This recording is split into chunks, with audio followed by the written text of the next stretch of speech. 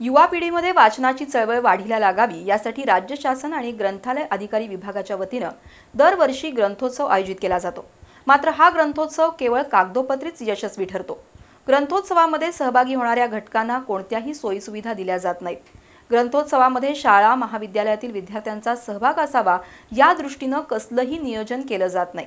विशेष म्हणजे ग्रंथोत्सवात सहभागी होणाऱ्या प्रकाशकांची अवस्था आमदनी अठन्नी और खर्चा रुपया अशी होतीये। त्यामुळे हा ग्रंथोत्सव नेमका कशासाठी आणि कुणासाठी असा प्रश्न उपस्थित होतोय। नव्या पिढीमध्ये वाचनाची चळवळ रुजावी या हेतूनं शिक्षण विभाग, ग्रंथालय विभाग आणि प्रशासनाच्या वतीनं दरवर्षी कोल्हापुरात ग्रंथोत्सव आयोजित केला जातो। या ग्रंथोत्सवाच्या निमित्तानं चांगले लेखक, साहित्यिक, कवी वाचकांना आणि विद्यार्थ्यांना भेटावेत, तसंच प्रदर्शनाच्या निमित्तानं विविध विषयांवरील उत्तमोत्तम पुस्तकं पाहायला आणि खरेदी करायला मिळावीत असा त्यामागील हेतू असतो। मात्र ग्रंथोत्सवाचं आयोजन करणाऱ्या शासकीय अधिकाऱ्यांच्या उदासीन वृत्तीमुळे या ग्रंथोत्सवाला केवळ एका शासकीय समारंभापलीकडे अर्थ उरत नाही। शाहू स्मारक भवनमध्ये शुक्रवार आणि शनिवार अशा 2 दिवसात ग्रंथोत्सव भरवला गेला। मात्र या महोत्सवाच्या उद्घाटन समारंभात सूत्रसंचालन करणाऱ्या व्यक्तींना अत्यंत अल्प मानधन देण्यात आलं। सांस्कृतिक कार्यक्रम सादर करणाऱ्या कलाकारांनाही जुजबी रक्कम देण्यात आली। दुसरीकडे या ग्रंथोत्सवाचं वैभव वाढवणाऱ्या प्रकाशकांची अवस्था मुखी बिचारी कुणी हाका अशी झाली आहे। जिल्ह्यातील लांब-लांबच्या गावावरून हजारो रुपये खर्च करून या प्रदर्शनात पुस्तकं मांडलेल्या प्रकाशकांचा साधा येण्या-जाण्याचा खर्च सुद्धा निघत नाही। ग्रंथोत्सवाला जेवढ्या प्रमाणात विद्यार्थ्यांचा, तरुणांचा प्रतिसाद हवा होता तो मिळत नाही। जिल्ह्यातील ग्रंथालयांनी नवी पुस्तकं खरेदी करताना जिल्हा ग्रंथालय अधिकारी यांची परवानगी घेणं गरजेचं आहे। त्यातून या ग्रंथोत्सवात कमी दरानं आणि सवलतीच्या दरानं ग्रंथालयांनी पुस्तकं खरेदी करावीत असं परिपत्रक ग्रंथालय अधिकारी काढू शकतात। मात्र त्याकडे ग्रंथालय अधिकाऱ्यांचं दुर्लक्ष झाल्याचा फटका प्रकाशकांना बसलाय। ग्रंथोत्सवातील प्रकाशकांनी आपल्या व्यथा बी-न्यूज समोर व्यक्त केल्या। आणि प्रकाशक इथले स्थानिक प्रकाशक काही पुस्तकं त्यांची प्रकाशित केलेली घेऊन येतात, परंतु इथला प्रतिसाद जर बघितला तर वाचनालयवाले अजिबात पुस्तक खरेदी करत नाहीत। हा आमचा एक 4-5 वर्षाचा अनुभव आहे।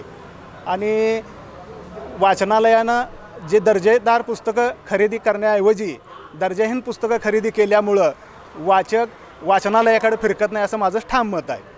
आणि त्यासाठी शासनानं किंवा जे आयोजन केलं जातं कार्यक्रमाचं त्यांनी शनिवार रविवारी कार्यक्रमाचं आयोजन करावं शक्यतो आणि इथल्या स्थानिक कॉलेज, महाविद्यालय, शाळा आणि ग्रंथालय यांनी पुस्तकं खरेदी करावीत असं परिपत्रक काढावं। प्रकाशन व्यवसाय आणि वाचन संस्कृती दृढ व्हायची असेल आणि ती टिकवून ठेवायची असेल तर असे सक्तीचे नियम करावे लागतील, जेणेकरून पुस्तक चळवळ आणि वाचन चळवळ ही मोठ्या प्रमाणात वाढेल। त्यामुळे ह्या चांगल्या गोष्टीची सक्ती होणं गरजेचं आहे आणि त्याच्यातून अधिकृत जे प्रकाशक आहेत त्यांची पुस्तकं ग्रंथालयानं खरेदी करून वाचन संस्कृती दृढ होण्यासाठी एक विवेकवाद डोक्यात घेऊन त्या पद्धतीनं पुस्तकं खरेदी केली पाहिजेत। हा कार्यक्रम काही ठराविक ठिकाणी म्हणजे शाहू स्मारक ठिकाणीच घेतलेला आहे। अतिशय छोटे स्टॉल दिलेले आहेत। इथं आमच्याकडे भरपूर पुस्तकं आहेत। इथं आम्ही 2च टेबल लावू शकतो। आमच्याकडे 10-10, 15-15 टेबल लावायची व्यवस्था आहे। यांनी जर हा इथं बाजूला शाहू स्मारकच्या बाजूला दसरा चौक आहे, दसरा चौकात त्यांनी जर घेतलेत तर मोठ्या प्रमाणे वाचक होते। उदाहरण एकतर आम्ही कितीतरी ओझं घेऊन येत असतो आणि तसंच ओझं आम्हाला परत न्यावं लागतं। असा इथला प्रतिसाद अगदीच अल्प आहे। त्यामुळं त्यांनी सक्ती केली आणि ग्रंथालयांनी प्रत्येक स्टॉलवरचं हजार रुपयाची जरी पुस्तकं घेतली तरी आम्ही ज्या कामासाठी येतोय ते आमचं साध्य होईल असं वाटतंय। सातारा, पुण्यामध्ये अत्यंत योग्य नियोजन करून मोठ्या प्रमाणात ग्रंथोत्सव भरवले जातात। शहरातील शाळा, महाविद्यालयातील हजारो विद्यार्थी या महोत्सवाला उपस्थिती लावतात। त्यातून ग्रंथोत्सवात सहभागी सर्वच घटकांची चांगली उलाढाल होते। मग इतर ठिकाणी जे जमतं ते कोल्हापुरात का होत नाही असा प्रश्न या निमित्तानं उपस्थित होतोय।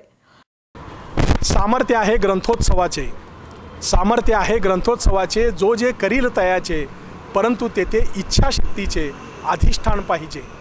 एखादा उपक्रम यशस्वी करायचा असेल, वाचन चळवळीसारखी चळवळ जर यशस्वी करायची असेल तर त्यासाठी शासकीय अधिकाऱ्यांनी प्रचंड इच्छाशक्ती दाखवून प्रामाणिकपणे प्रयत्न केले पाहिजेत, तरच ज्यासाठी हा ग्रंथोत्सव आयोजित केलेला आहे त्याचं फलित होईल। अन्यथा वर्षभर जे इतर शासकीय सोपस्कार पार पाडले जातात त्या पद्धतीने एक शासकीय उपक्रम पार पाडला, याच्या व्यतिरिक्त या ग्रंथोत्सवाला काहीही किंमत राहणार नाही.